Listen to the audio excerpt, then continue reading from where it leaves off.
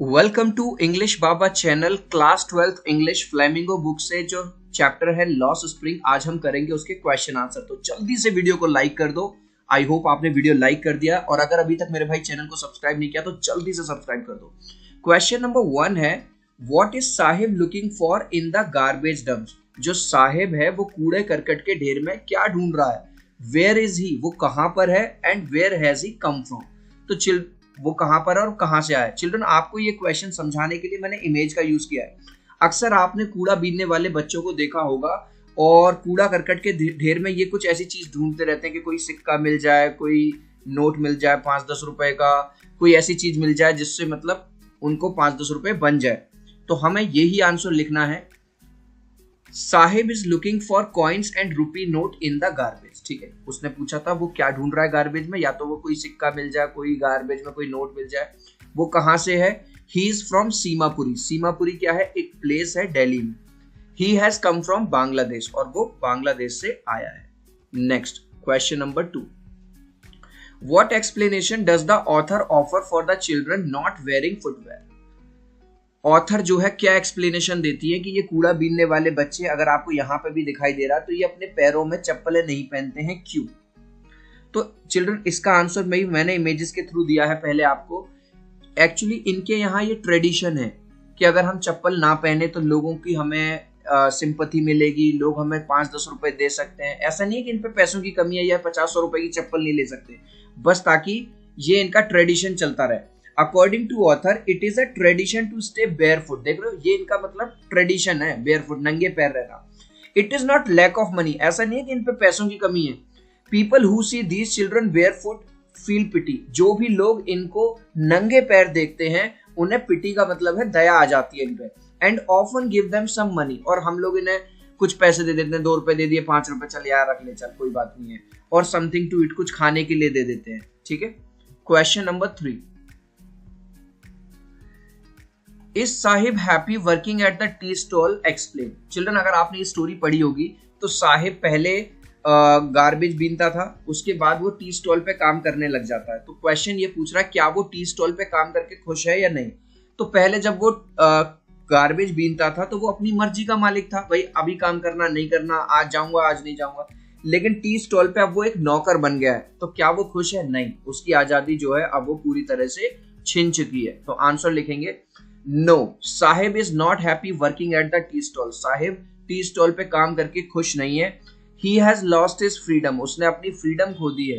Earlier even though he was a rag picker, he was the master of his own will. हालांकि पहले कोई बड़ा business व्यापारी कोई ऐसा नहीं था, लेकिन कम से कम अपनी मर्जी का मालिक तो था। But now he works under the instruction of tea shop owner, और अब तो वो अपने मालिक के अंडर में काम करता है। जो भी मालिक कहेगा, चाय दे आओ, है ना, बर्तन साफ कर दो। नेक्स्ट क्वेश्चन है, what makes the city of Firozabad famous. ऐसी क्या वजह है जो फिरोजाबाद को फेमस बनाती है। चिल्ड्रन, फिरोजाबाद फेमस है चूड़ियों के लिए, ग्लास वर्क के लिए। सो आंसर है, the city of Firozabad is famous for its bangles. ठीक है, चूड़ियों के लिए फेमस है। It is the centre of India's glass blowing industry. Glass blowing industry मतलब जहां पे कांच का काम होता है, कांच के सारे प्रोडक्ट्स तैयार किए जाते हैं। नेक्स्ट क्वेश्चन देखिए, mention the hazards of working in the glass bangles industry. जो लोग ग्लास बैंगल्स इंडस्ट्री में काम करते हैं, बेचारे वर्कर, उनको हजार्ड्स का मतलब है उनके लिए क्या क्या खतरे होते हैं। ठीक है, डेंजर्स क्या है। सबसे पहले तो चिल्ड्रन मैं बता दूं, ये लोग गर्म भट्टियों में काम करते हैं। ठीक है, अब आप ये सोचो, गर्मियों में यार हमें ऑलरेडी कितनी गर्मी लगती है, 40 डिग्री सेल्सियस टेम्परेचर चला जाता है कि नहीं, हम लोग एसी चलाते हैं, और ये बेचारे गर्म भट्टियों के पास काम करते हैं। दूसरा, आप यहाँ देखो, मैंने इमेजेस के थ्रू दिखाया, हाथ में कांच वगैरह लग सकता है, पूरे हाथ वगैरह खराब हो जाते हैं। तीसरा, ग्लास की जो डस्ट होती है, छोटे छोटे पार्टिकल्स, वो आंखों में चले जाते हैं और इनकी आंखें खराब हो जाती हैं। तो यही बात हमें लिखनी है। Number 1, workers have to work near glass furnace. Furnace का मतलब होता है चिल्ड्रन भट्टी, ये जो दिखाई दे रही है गरम गरम भट्टियां। ठीक है, the workers lose their eyesight, और इनकी आई साइट चली जाती है ड्यू टू हाई टेम्परेचर, क्योंकि इन्हें बहुत टाइम हो जाता है हाई टेम्परेचर पे काम करते करते। Dust of glass polishing also cause severe damage to their eyes. ये जो डस्ट है, देख रहे हो, ये जो कांच की जो डस्ट है, इसकी इसकी जो पॉलिश होती है, डस्ट ऑफ ग्लास पॉलिशिंग, ये भी इनकी आंखों को बहुत ज्यादा नुकसान पहुंचाती है। तो ये सारे खतरे होते हैं ग्लास इंडस्ट्री में। How is Mukesh attitude to his situation different from one of his family? अगर आपने चिल्ड्रन ये स्टोरी पढ़ी है तो आपको पता होगा, ये कहानी है मुकेश की, ठीक है। दो कहानियां, एक साहिब और एक मुकेश। मुकेश और उसकी फैमिली बैंगल्स इंडस्ट्री में काम करती है, लेकिन मुकेश अपने परिवार के उलट वो एक गैराज मैकेनिक बनना चाहता है, मोटर मैकेनिक। मोटर मैकेनिक कौन होते हैं? जो कार बाइक वगैरह को ठीक करते हैं। तो इसलिए उसका एटीट्यूड अलग है। इसी बात को हम लिख देंगे, everyone in Mukesh family works in bangles making industry. हर कोई किस में काम करता है? बैंगल्स मेकिंग, चूड़ी बनाने का बिजनेस करता है। They have been doing this for generation, और पीढ़ी दर पीढ़ी, मतलब उनके बाप दादा भी ये काम कर रहे थे, उससे पहले भी यही काम चला आ रहा है उनके घर परिवार में। But Mukesh has different attitude in this manner. Question ये पूछ रहा है कि जो मुकेश का एटीट्यूड है वो अलग क्यों है? क्योंकि मुकेश का एटीट्यूड अलग इसलिए है, instead of working in glass industry, मतलब कांच इंडस्ट्री में काम करने के बजाय, इंस्टेड का मतलब होता है बजाय, he wants to become a motor mechanic, क्योंकि वो एक मोटर मैकेनिक बनना चाहता है। इसलिए जो उसका एटीट्यूड है वो अपने परिवार के लोगों से अलग है। अब हम करेंगे understanding the text. What could be some of the reasons for the migration of people from villages to city? क्या ऐसे रीजंस हैं जो लोग गांवों से शहरों की तरफ माइग्रेट करते हैं? तो देखो, पूरा आंसर मैंने क्वेश्चन में से निकाला है। Some of the reasons for the migrations of people from villages to cities are, क्या क्या है रीजन? Better livelihood. अब चिल्ड्रन, हर कोई गांव में आपने ज्यादातर देखा होगा फार्मर है, हर कोई खेती बाड़ी कर रहा है और ज्यादा जॉब है ही नहीं। तो शहरों में लोगों को जॉब मिल जाती है, उसके लिए आ जाते हैं। जब उनको जॉब मिल जाती है तो फिर वो सोचते हैं कि हमारे बच्चों को अच्छी एजुकेशन मिले, उसके लिए आ जाते हैं, बेटर एजुकेशन के लिए। शहरों में हर जगह जाने के लिए अच्छी सड़कें, अच्छी बस फैसिलिटी, ट्रांसपोर्ट बढ़िया है, कोई भी बीमारी वगैरह के लिए अच्छे इलाज है। तो इन सब चीजों की वजह से लोग गांवों से शहरों में आ जाते हैं। चिल्ड्रन, आप मुझे टेलीग्राम पे ज्वाइन कर लो। जो टेलीग्राम का लिंक है वो मैंने डिस्क्रिप्शन में दिया हुआ है, और आपको हमारे सारे अपडेट्स आपके फोन पर मिलते रहेंगे। Next question, would you agree that promises made to the poor children are rarely kept? क्या आप इस वाली बात से सहमत हो कि जो गरीब बच्चों से जो वादे कर दिए जाते हैं उनको निभाया नहीं जाता? Why do you think this happens in the incidents narrator in the text? और आपको क्यों लगता है कि इस स्टोरी में ऐसा क्यों हुआ है, कहां पर हुआ है? तो दो क्वेश्चन है। तो सबसे पहले तो पूरा आंसर मैंने क्वेश्चन से उठाया, यस आई अग्री, मैं अग्री करता हूं that promises made to the poor children are rarely kept। बहुत ही कम ऐसा होता है कि उन जो हमने वादे किए उनको निभाया गया। It happens because these promises are not taken seriously and usually such promises are made just to make the children happy। इसलिए होता है क्योंकि इस तरह के promises को कोई सीरियसली तो लेता नहीं है, और बस बच्चे को उस टाइम पे खुश करने के लिए कह देते हैं, अरे तुम चिंता मत करो बेटा, अब से तुम्हें ये नहीं करना पड़ेगा, अब तुम चिंता मत करो, है ना। तो इस तरह के वादे कर देते हैं। अब इसमें एक और क्वेश्चन है कि ऐसा स्टोरी में क्या हुआ है? We read one incident in this story where narrator promises Saheb to open a school. हम एक ऐसी घटना पढ़ते हैं स्टोरी के अंदर जहां पे जो ऑथर हैं, जो नरेटर हैं, वो साहिब से वादा कर देती हैं कि वो जल्दी ही एक स्कूल खोलेंगी जिसमें साहिब पढ़ सकता है। But after some days when Saheb ask her if her school is ready, जब कुछ दिनों बाद साहिब उनसे पूछता है कि मैडम आपका स्कूल रेडी हो गया? आपने कही थी यार, आपने वादा किया था। She becomes conscious of her mistake, तभी उसे अपनी गलती का एहसास होता है। Her hollow promises leaves her embarrassed, और कहीं ना कहीं उसे शर्मिंदगी होती है कि यार मैंने ऐसी हंसी हंसी में, मजाक मजाक में बच्चे से प्रॉमिस कर दिया था और बच्चा उस बात को दिल पे ले गया। Next, what forces conspire to keep workers in Bengal industry of Firozabad in poverty? Children, इस क्वेश्चन में ये पूछ रहा है कि जो बेचारे गरीब वर्कर्स हैं वो क्या है ऐसा फिरोजाबाद इंडस्ट्री में कि वो गरीबी में ही अपना जीवन बिता रहे हैं। चिल्ड्रन, आपने एक लाइन सुनी होगी, गरीब और गरीब होता जा रहा, अमीर और अमीर होता जा रहा। उसका रीजन हमें बताना है यहाँ पे। देयर आर मैनी फोर्सेस, देख रहे हो जो मैंने लाइन रेड में लिखी है, मैंने पूरी कॉपी से देयर आर लिख के, many forces conspired to keep the, ऐसी कई ताकतें हैं जो इन लोगों को गरीबी में ही जीने के लिए मजबूर कर देती हैं। वो ताकतें क्या हैं?